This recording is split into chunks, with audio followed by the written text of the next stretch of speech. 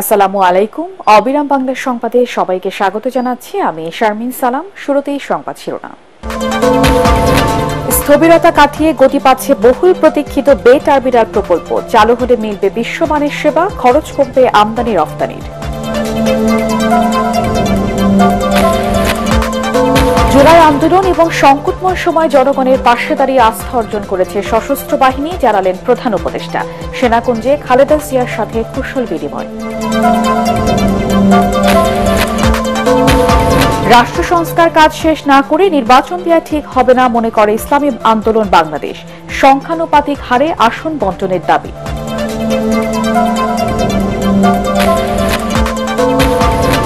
এবং চাঁপাইনবাবগঞ্জে রোপা আমন ধানের বাম্পার ফলন, ভালো মূল্য পাচ্ছেন কৃষকরা। কীটনাশক সহ সারের দাম কমানোর দাবি।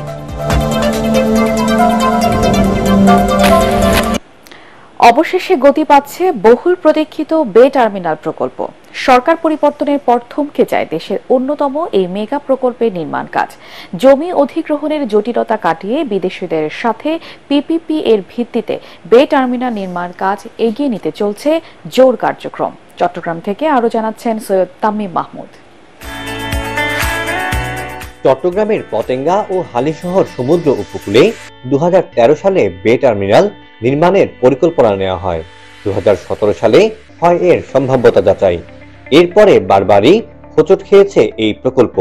সবশেষ দেশের রাজনৈতিক অস্থিরতা ও পট পরিবর্তনে অনিশ্চয়তার মুখে পড়ে এর কাজ। ভৌগোলিক অবস্থানগত সুবিধা ও সাগরের কাছাকাছি হওয়ায় এটিকেই বলা হচ্ছে আগামীর বন্দর। তবে এই প্রকল্পের অগ্রগতির অন্যতম বাধা ছিল জমির প্রাপ্যতা। এবার দূর হয়েছে তা। বর্তমান চেয়ারম্যান মহোদয় আসার পরে আমরা বিভিন্ন স্টেপ গ্রহণ করি, যার মাধ্যমে আমরা বেসিক্যালি সরকারি জমি স্বল্প নামমাত্র মূল্যে আমরা এটা অধিগ্রহণ করতে পেরেছি। বন্দর কর্তৃপক্ষ বলছে বে টার্মিনাল নির্মাণে এরই মধ্যে পিপিপির আওতায় দুটি বিদেশি প্রতিষ্ঠানের সাথে কার্যক্রম চলমান আছে। অন্যদিকে এনসিটির পরিচালনাতেও আন্তর্জাতিক অপারেটর নিয়োগ করতে চায় বন্দর কর্তৃপক্ষ। বে টার্মিনালের কন্টেইনার টার্মিনাল 1 এবং কন্টেইনার টার্মিনাল 2 নির্মাণের জন্য পিপিপি অংশীদার পিএসএ সিঙ্গাপুর এবং ডিপি ওয়ার্ল্ডের সাথে চট্টগ্রাম বন্দরের কার্যক্রম চলমান রয়েছে। বিশ্বের উন্নত বন্দরগুলো যেখানে ষষ্ঠ প্রজন্মের সেবা দিচ্ছে, সেখানে চট্টগ্রাম বন্দর দিচ্ছে তৃতীয় প্রজন্মের সেবা। বে টার্মিনাল নির্মাণ হলে বাংলাদেশেও সেই মানে পৌঁছবে বলে আশা বন্দর চেয়ারম্যানের। যে ক্রেন আমরা অপারেট করি, ওই ক্রেনগুলো হবে কিন্তু আপনার latest technology, 6th generation technology. তো বাট এখন যেটা আছে এখানে আসলে ওই টেকনোলজি আনতে গেলে আমাদের হিউম্যান এবং মেশিন ইন্টারফেস এটা ডিফিকাল্ট হবে। বে টার্মিনাল যদি তৈরি হয় এবং পাশাপাশি যদি এই অবকাঠামোগুলোকে যদি সেটার সাথে যদি সংযুক্ত করা হয়, তাহলে কিন্তু আমাদের জাতীয় অর্থনীতিতে এটির সুফল আমরা যারা বন্দর ব্যবহারকারী আছে এবং যারা বাংলাদেশের বিনিয়োগকারী আছেন তারা সবাই কিন্তু এটির সুফল ভোগ করবে। বে টার্মিনাল চালু হলে জাহাজ ব্যবস্থাপনা উন্নত হওয়ার পাশাপাশি পণ্য আমদানি রপ্তানিতে ব্যবসার খরচও কমে আসবে। সৈয়দ তামিম মাহমুদ, এটিএন বাংলা, চট্টগ্রাম। জুলাই আগস্টে গণ অভ্যুত্থান ও দেশের পরবর্তী ক্রান্তি লগ্নে জনগণের পাশে দাঁড়িয়ে সশস্ত্র বাহিনী আবারও আস্থার প্রতীক হিসেবে স্বীকৃতি পেয়েছে বলে জানিয়েছেন প্রধান উপদেষ্টা ড মোহাম্মদ ইউনূস। সশস্ত্র বাহিনী দিবস উপলক্ষে সেনাকুঞ্জে আয়োজিত সংবর্ধনা অনুষ্ঠানে বাহিনীর সদস্যদের গণতান্ত্রিক ও নিয়মতান্ত্রিক নেতৃত্বের প্রতি আনুগত্য ও শ্রদ্ধাশীল থাকার আহ্বান জানান তিনি। আরও জানাচ্ছেন ইয়াসিন রানা। সশস্ত্র বাহিনী দিবস উপলক্ষে হেমন্তের বিকেলে সেনাকুঞ্জ পরিণত হয় দেশি বিদেশি সামরিক অফিসার, বিভিন্ন রাজনৈতিক দলের নেতৃবৃন্দ, বিভিন্ন দেশের কূটনৈতিক, বৈষম্য বিরোধী ছাত্র আন্দোলনের নেতৃবৃন্দ, বেসামরিক নাগরিক সহ বিশিষ্টজনদের মিলন মেলায়। দীর্ঘ এক যুগ পর সংবর্ধনা অনুষ্ঠানে যোগ দেন বিএনপি চেয়ারপারসন বেগম খালেদা জিয়া। খালেদা জিয়ার সাথে কুশল বিনিময় করেন ড মোহাম্মদ ইউনূস। এছাড়াও সশস্ত্র বাহিনীর বিভিন্ন পদবীর কর্মকর্তা সহ আমন্ত্রিত অতিথিদের সাথেও শুভেচ্ছা বিনিময় করেন প্রধান উপদেষ্টা ও 3 বারের প্রধানমন্ত্রী খালেদা জিয়া। বক্তব্যের শুরুতে অসুস্থতা নিয়েও দীর্ঘ এক যুগ পর সশস্ত্র বাহিনীর সংবর্ধনা অনুষ্ঠানে যোগ দেয় বেগম খালেদা জিয়ার প্রতি ধন্যবাদ ও কৃতজ্ঞতা জানান ড ইউনূস। কামনা করেন তার সুস্থতাও। তিনি বলেন, দেশ গঠন ও যে কোনো দুর্যোগ মোকাবেলায় জনগণের পাশে থাকে সেনাবাহিনী। জুলাই আগস্টের গণঅভ্যুত্থানেও ছাত্র জনতার পাশে থেকে আবারও জনগণের আস্থার প্রতীক হয়ে উঠেছে সশস্ত্র বাহিনী। স্বাধীনতার সূচনা লগ্ন থেকেই দেশের স্বাধীনতা ও সার্বভৌমত্ব রক্ষা এবং নিরাপত্তা নিশ্চিত করার পাশাপাশি দেশ গঠন ও জাতীয় দুর্যোগ মোকাবেলায় সশস্ত্র বাহিনী সব সময় জনগণের পাশে থেকে কাজ করে আসছে। সাম্প্রতিক বৈষম্য বিরোধী ছাত্র আন্দোলনে দেশের ক্রান্তি লগ্নে সশস্ত্র বাহিনী বরাবরের ন্যায় মানুষের পাশে এসে দাঁড়িয়েছে। দেশের ছাত্র জনতা এবং সাধারণের পক্ষে দাঁড়িয়ে সশস্ত্র বাহিনী আবারও দেশের মানুষের কাছে আস্থার প্রতীক হিসেবে স্বীকৃতি লাভ করেছে। উন্নত বিশ্বের সাথে তাল মিলিয়ে সশস্ত্র বাহিনীর আধুনিকায়ন ও পুনর্গঠনের কথা বলেন প্রধান উপদেষ্টা। আমাদের প্রত্যাশা গণতান্ত্রিক ও নিয়মতান্ত্রিক নেতৃত্বের প্রতি অনুগত ও শ্রদ্ধাশীল থেকে পেশাগত দক্ষতা ও দেশপ্রেমের সমন্বয়ে সশস্ত্র বাহিনী দেশ সেবায় সবসময় তৎপর থাকবে। বিশ্ব শান্তি রক্ষায় সশস্ত্র বাহিনীর সদস্যরা বিভিন্ন দেশে সুনামের সাথে দায়িত্ব পালন করায় বাহিনীর সদস্যদের ধন্যবাদ জানান তিনি। ইয়াসিন রানা, এটিএন বাংলা, ঢাকা। এক যুগ পর ঢাকা সেনানিবাসে ঢুকলেন তিনবারের প্রধানমন্ত্রী বিএনপি চেয়ারপারসন বেগম খালেদা জিয়া। সেনাকুঞ্জে সশস্ত্র বাহিনী দিবসের সংবর্ধনা অনুষ্ঠানে যোগ দেওয়ার মধ্য দিয়ে দীর্ঘ 6 বছর পর প্রকাশ্যে কোনো অনুষ্ঠানে উপস্থিত হলেন তিনি। সংবর্ধনা অনুষ্ঠানে পাশাপাশি বসে একে অপরের সাথে কুশল বিনিময় করেন অন্তর্বর্তী সরকারের প্রধান উপদেষ্টা ড. মোহাম্মদ ইউনূস ও বেগম খালেদা জিয়া। পরে বিএনপি মহাসচিব সাংবাদিকদের জানান, অন্যায়ভাবে বেগম জিয়াকে দেশপ্রেমিক সশস্ত্র বাহিনী থেকে দূরে রাখা হয়েছিল। রিপোর্ট মইনুল আহসানের। দীর্ঘ 6 বছর পর রাষ্ট্রীয় কোনো অনুষ্ঠানে যোগ দিতে ভিন্ন আবহে প্রকাশ্যে বিএনপির প্রাণভোমরা বেগম খালেদা জিয়া। সশস্ত্র বাহিনী দিবসের সম্বর্ধনা অনুষ্ঠানে যোগ দিতে বৃহস্পতিবার বিকেল 3টার পর গুলশানের বাসভবন ফিরোজা থেকে সেনাকুঞ্জের উদ্দেশ্যে রওনা হন তিনি। দলীয় প্রধানকে স্বাগত জানাতে ফিরোজার সামনে হাজির বিপুল সংখ্যক নেতাকর্মী। মিনিট 15-এর মধ্যেই সেনাকুঞ্জে প্রবেশ করে বেগম জিয়ার গাড়ি বহর। সাবেক এই প্রধানমন্ত্রীকে সেখানে স্বাগত জানান সেনাবাহিনী প্রধান সহ 3 বাহিনীর ঊর্ধ্বতন কর্মকর্তারা। অতিথিদের দৃষ্টি আর বিভিন্ন গণমাধ্যমের ক্যামেরার লেন্স তখন 3 বারের সাবেক এই প্রধানমন্ত্রীর দিকে। নির্দিষ্ট প্যান্ডেলে প্রধান উপদেষ্টা ড. মোহাম্মদ ইউনূস ও বেগম জিয়া পাশাপাশি বসে বেশ কিছু সময় কুশল বিনিময় করেন। প্রধান উপদেষ্টা তার বক্তব্যে আমন্ত্রণে সাড়া দেয় বিএনপি দলীয় প্রধানকে ধন্যবাদ জানান। আজ আমরা বিশেষভাবে সৌভাগ্যবান এবং সম্মানিত যে বাংলাদেশের 3 বারের নির্বাচিত প্রধানমন্ত্রী বীর মুক্তিযোদ্ধা শহীদ রাষ্ট্রপতি জিয়াউর রহমানের স্ত্রী বেগম খালেদা জিয়া আজ এখানে আমাদের মধ্যে উপস্থিত আছেন।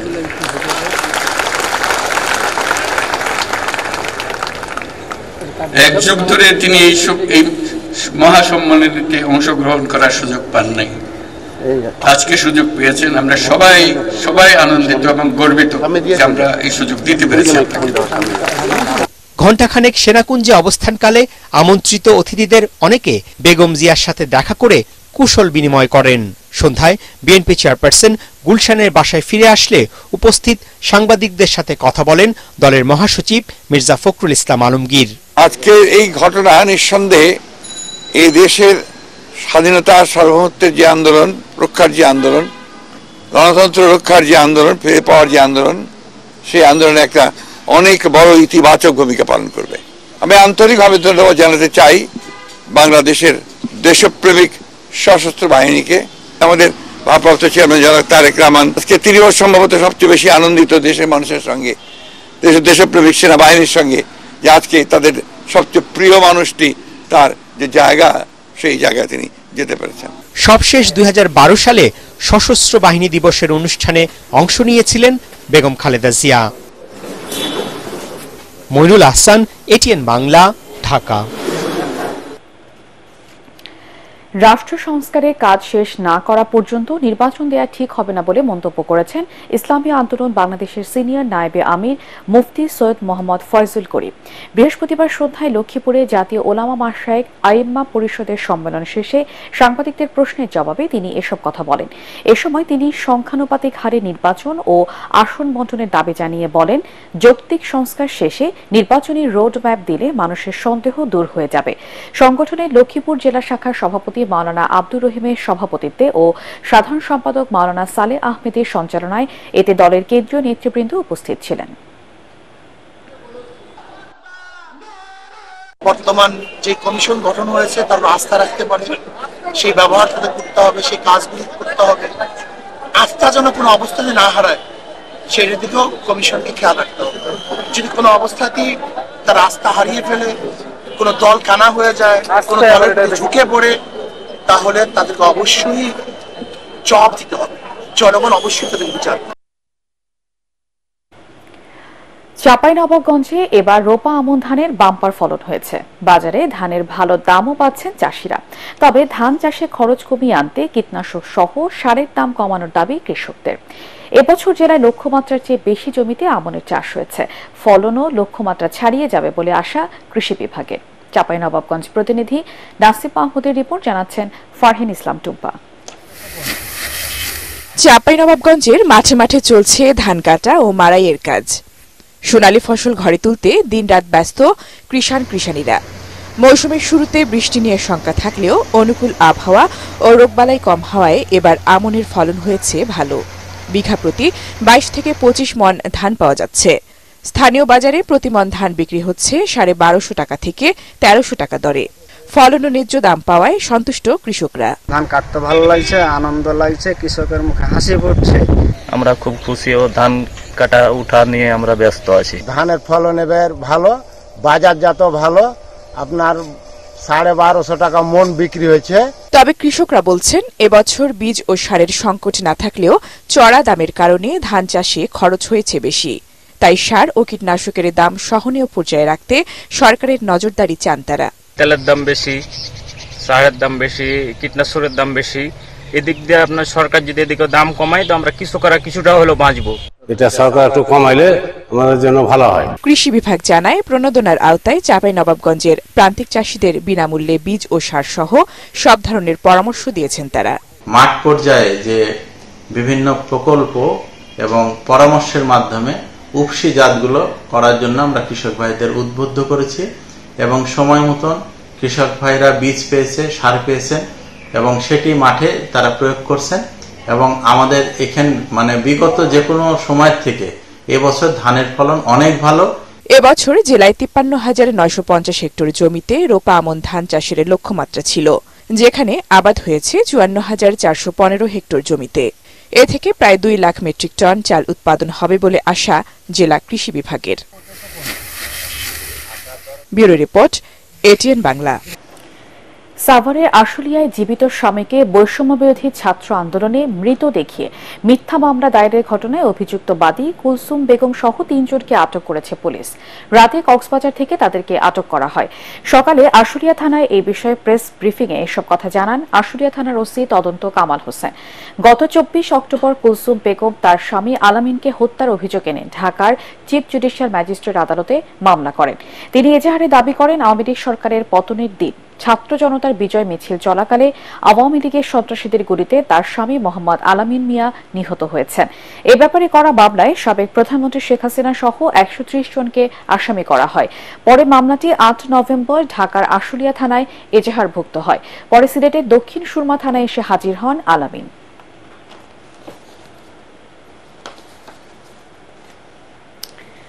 মহান মুক্তিযুদ্ধে 53 বছর পেরিয়ে গেলেও রাষ্ট্রীয় স্বীকৃতি পায়নি মানিকগঞ্জের তেরশ্রী গণহত্যা। 1971 সালের এই দিনে পাকিস্তানি হানাদার বাহিনী ও তাদের এদেশীয় দোসরদের হাতে প্রাণ হারিয়েছিলেন 43 জন।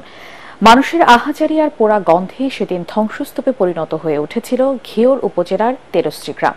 শহীদদের স্মরণে দিনটিকে তেরশ্রী গণহত্যা দিবস হিসেবে পালন করে আসছে সেখানকার মানুষ। মানিকগঞ্জ প্রতিনিধি শহীদুল ইসলাম সুজনের রিপোর্ট, জানাচ্ছেন ফারহিন ইসলাম টুম্পা। 1971 সালের 22 নভেম্বর ভোরে পাখানাদার আর তাদের সহযোগীরা হামলা চালায় তেরোশ্রী গ্রামের নিরীহ ঘুমন্ত মানুষের উপর। হামলায় তেরোশ্রী গ্রামের জমিদার সিদ্ধেশ্বরী প্রসাদ রায় চৌধুরী ও তেরোশ্রী কলেজের অধ্যক্ষ আতিয়ার রহমান সহ হত্যা করা হয় ৪৩ জনকে। সেদিন শিশু, নারী, বৃদ্ধ, যুবক যাকে যেখানে পেয়েছে তাকেই হত্যা করেছে বর্বর পাকিস্তানি সেনারা। আগুন দেয়া হয় বাড়িঘরে। তেরোশ্রী পরিণত হয় লাশের গ্রামে। পরে স্থানীয়রা মরদেহগুলোকে নিয়ে গণকবর দেয়। সেনপাড়ার থেকেই প্রথম এই আক্রমণের সূচনা হয়। ক্রমাগত সেই আক্রমণ ধাবিত হয় পশ্চিম থেকে পূব পর্যন্ত এবং এটা শেষ হয় মাঝখানে তো অসংখ্য বাড়িঘর জ্বালিয়ে পুড়ে দেওয়া হয়, অসংখ্য মানুষকে হত্যা করা হয়, গুলি, বেনট। তারপরে আমার বাবাকে সর্বশেষ হত্যাকাণ্ডের শিকার হন। ৩০ লক্ষ শহীদেরই সেই পরিবারগুলোর রাষ্ট্রীয় স্বীকৃতি, রাষ্ট্রীয় অনুদান, রাষ্ট্রীয় চেতনা যেন তাদের উদ্বুদ্ধ থাকে আগামী দিনের পরিকল্পনা। তার নাম মাধবলাল দত্ত।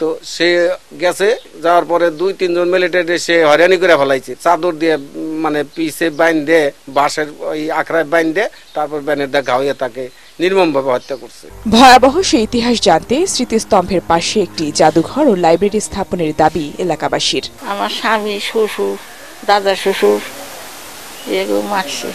তেরোশ্রীবাসী যারা আছে গভর্নমেন্টের পক্ষ থেকে তাদের পুনর্বাসী করার জন্য কোনো পদক্ষেপ গ্রহণ করে না। শহীদদের স্মৃতি সংরক্ষণে প্রয়োজনীয় ব্যবস্থা ও তাদের পরিবারের পাশে দাঁড়ানোর আশ্বাস প্রশাসনের। আমাদের যে শহীদ পরিবারগুলো সেদিন আত্মত্যাগ করেছিল তাদের জন্য সরকার বা রাষ্ট্র থেকে যে সমস্ত সুযোগ সুবিধা যাই আসবে সেগুলো যাতে যথাযথভাবে তারা পেতে পারে সেজন্য আমরা সর্বদা সচেষ্ট থাকব। এখন পর্যন্ত পূর্ণাঙ্গ ইতিহাস রচিত হয়নি তেরোশ্রী হত্যাকাণ্ড নিয়ে। শহীদ ৪৩ জনের মধ্যে নামের তালিকা রয়েছে ৩৭ জনের। বাকি শহীদদের নাম কি হারিয়ে যাবে সে প্রশ্ন এলাকাবাসীর। Bureau report, ATN Bangla. এবার সন্ধানী লাইফ ইন্স্যুরেন্স আন্তর্জাতিক সংবাদ।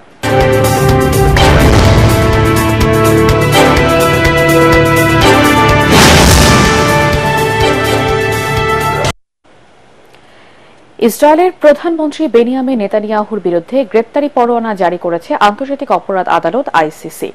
এছাড়া ইসরায়েলের সাবেক প্রতিরক্ষামন্ত্রী ইয়োভ গালান্টির বিরুদ্ধেও পরোয়ানা জারি করা হয়েছে। আন্তর্জাতিক সংবাদ সংস্থা এপি জানায়, ফিলিস্তিনের গাজায় মানবতা বিরোধী ও যুদ্ধাপরাধ করার অভিযোগে এই দুইজনের বিরুদ্ধে পরোয়ানা জারি করেছে নেদারল্যান্ডসের হেগে অবস্থিত এই আদালত। এক বিবৃতিতে আদালত ২০২৩ সালের ৮ অক্টোবর থেকে ফিলিস্তিনের গাজায় মানবতা বিরোধী ও যুদ্ধাপরাধ করায় বেনিয়ামিন নেতানিয়াহু এবং ইয়োভ গালান্টের বিরুদ্ধে গ্রেফতারি পরোয়ানা জারির কথা জানায়। এতে আরও বলা হয়, নেতানিয়াহু এবং গালান্ট ইচ্ছাকৃতভাবে এবং জেনে শুনে গাজার বেসামরিক মানুষকে বেঁচে থাকার প্রয়োজনীয় উপকরণ পাওয়া থেকে বঞ্চিত করেছেন। একই সাথে ফিলিস্তিনি সশস্ত্র গোষ্ঠী হামাসের সামরিক শাখার প্রধান মোহাম্মদ দেইফের বিরুদ্ধেও পরোয়ানা জারি করা হয়েছে। যদিও গত জুলাই মাসে দেইফকে হত্যার দাবি জানায় ইসরায়েল। মানিকগঞ্জে দুর্নীতি প্রতিরোধ ও জনসচেতনতা সৃষ্টির লক্ষ্যে মাধ্যমিক শিক্ষার্থীদের রচনা ও চিত্রাঙ্কন প্রতিযোগিতা অনুষ্ঠিত হয়েছে। জেলা দুর্নীতি প্রতিরোধ কমিটির আয়োজনে বৃহস্পতিবার বিকেলে শহরের খান বাহাদুর আওলাদ হোসেন খান উচ্চ বিদ্যালয়ে 5টি মাধ্যমিক বিদ্যালয়ের অর্ধশতাধিক শিক্ষার্থী এই প্রতিযোগিতায় অংশ নেয়। পরে বিজয়ীদের হাতে ক্রেস্ট ও সার্টিফিকেট সহ শিক্ষা উপকরণ তুলে দেওয়া হয়। এ সময় দুদকে ঢাকা 2-এর উপপরিচালক মোহাম্মদ মাহমুদুর রহমান, জেলা কমিটির সভাপতি খবিরুল আলম চৌধুরী সহ সংশ্লিষ্টরা উপস্থিত ছিলেন। পার্টেক্স খেলার খবর।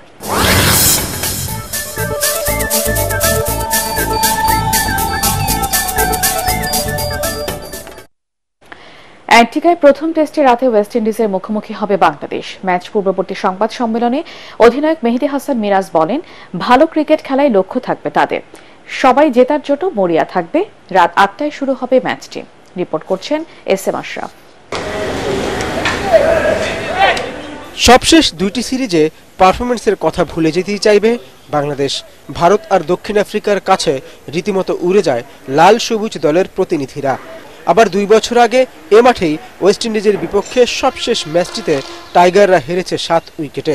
অধিনায়ক সে কথা স্মরণ করেই বললেন, অনেকদিন তারা ভালো খেলছেন না। এবার আমরা নতুনভাবে এসেছি। আমরা এখানে প্রায় 10 দিনের মতন প্র্যাকটিস করেছি, একটা প্র্যাকটিস ম্যাচ খেলেছি এবং প্লেয়াররাও খুব ভালো প্রিপারেশন নিয়েছে আমি অনেক কনফিডেন্ট যে আমার টিম অনেক ভালো করবে এবং সবাই ভালো ক্রিকেট খেলে আমরা যেন ম্যাচটা জিততে পারি এবং ব্যাটসম্যানরা বোলাররা এবং আমি স্পিনাররা যারা আছে সবাই যদি টিমভাবে খেলতে পারি আশা করি এই টেস্টে একটা ভালো একটা রেজাল্ট আসবে। বাংলাদেশ দল মাঠে নামছে দলের অন্যতম সেরা দুই ক্রিকেটার মুশফিকুর রহিম আর নাজমুল হোসেন শান্তকে ছাড়া। সেই শূন্যতা পূরণটাও কঠিন হবে বাকিদের জন্য। দেশের জন্য 50টা টেস্ট খেলা এটা অনেক বিরাট অ্যাচিভমেন্ট। সো আশা করি এটা আমার জন্য বড় একটা অ্যাচিভমেন্ট থাকবে এবং সেটা যদি স্মরণীয় করে রাখতে পারি এটা আরো অ্যাচিভমেন্ট থাকবে। দুই দল মুখোমুখি হয়েছে 20 বার, যেখানে ক্যারিবীয়দের জয় 14টিতে, বাংলাদেশের 4 ম্যাচে। আবহাওয়ার পূর্বাভাস বলছে 5 দিনই বৃষ্টি বাগড়ে দিতে পারে খেলায়। SM Ashraf, ATN Bangla. শেষ করার আগে সংবাদ শিরোনাম আরেকবার। স্থবিরতা কাটিয়ে গতি পাচ্ছে বহুল প্রতীক্ষিত বে টার্মিনাল প্রকল্প। চালু হলে মিলবে বিশ্বমানের সেবা, খরচ কমবে আমদানি রপ্তানি।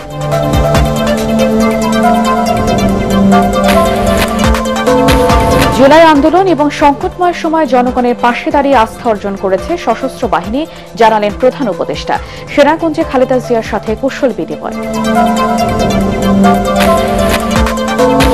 রাষ্ট্র সংস্কার কাজ শেষ না করে নির্বাচন দেয়া ঠিক হবে না মনে করে ইসলামী আন্দোলন বাংলাদেশ। সংখ্যানুপাতিক হারে আসন বণ্টনের দাবি।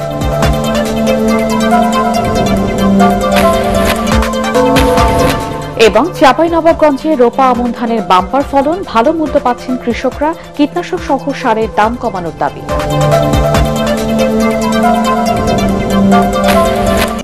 পরবর্তী সংবাদ দেখার আমন্ত্রণ জানিয়ে এখনকার মতো শেষ করছি। এটিএন বাংলা সংবাদ ইউটিউবে দেখতে ব্রাউজ করুন, youtube/এটিএন বাংলা নিউজ।